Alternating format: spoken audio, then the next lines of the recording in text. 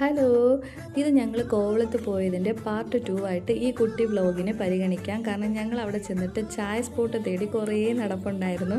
അവിടെ എങ്ങും ഒരു ചായ സ്പോട്ട് കണ്ടുപിടിക്കാൻ പറ്റിയില്ല. എനിക്ക് തോന്നി സീസൺ അല്ലാത്തത് കൊണ്ടും പിന്നെ മഴയായിരുന്നത് കൊണ്ടും ആയിരിക്കും. അങ്ങനെ ഞങ്ങൾ തിരിച്ചു വരാൻ നേരത്ത് ഞങ്ങൾ ചായക്കട നോക്കിയാണ് വണ്ടി ഓടിച്ചു വന്നത്. അങ്ങനെ ലാസ്റ്റ് ഈ ഒരു സ്പോട്ട് കണ്ടുപിടിച്ചു.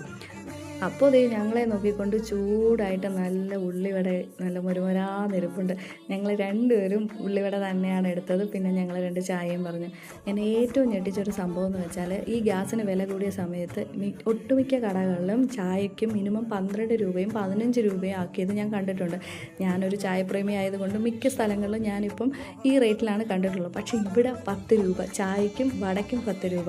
അപ്പോൾ ഞങ്ങൾ ചോദിക്കുകയും ചെയ്തു, ഇത് വെറും ബോർഡ് മാത്രമാണോ എന്ന് ചോദിച്ചു. അപ്പോൾ പറഞ്ഞു അല്ല, അവർ ചായയ്ക്കും വടയ്ക്കും 10 രൂപ തന്നെയാണ് ചാർജ് ഈടാക്കുന്നതെന്ന്. ഞങ്ങളിവിടുത്തെ വീഡിയോ എടുത്തോട്ടെ എന്ന് ചോദിച്ചപ്പോൾ ഞങ്ങളെക്കാട്ടിലും സന്തോഷം അവർക്കായിരുന്നു ആ വീഡിയോ പകർത്തുന്നതിൻ്റെ. അത് ഞങ്ങൾക്ക് നല്ലപോലെ അനുഭവിച്ചറിയാൻ പറ്റി. പിന്നെ ഈ ഒരു സ്പോട്ട് വരുന്നത് നമ്മുടെ കോവളം ജംഗ്ഷനിൽ നിന്ന് കോവളത്തേക്ക് വരുമ്പോൾ ആ സിഗ്നൽ കഴിഞ്ഞ് കാണുന്ന ആദ്യത്തെ കടയാണ് ഇടതുവശത്ത്. അപ്പോൾ ഈ ഷോപ്പിന് പേരൊന്നും ഇട്ടിട്ടില്ല, അവർ പേര് ഇടും എന്നവർ പറഞ്ഞിട്ടുണ്ട്. അപ്പോൾ അടുത്തൊരു വീഡിയോയിൽ കാണാം. ടാറ്റാ.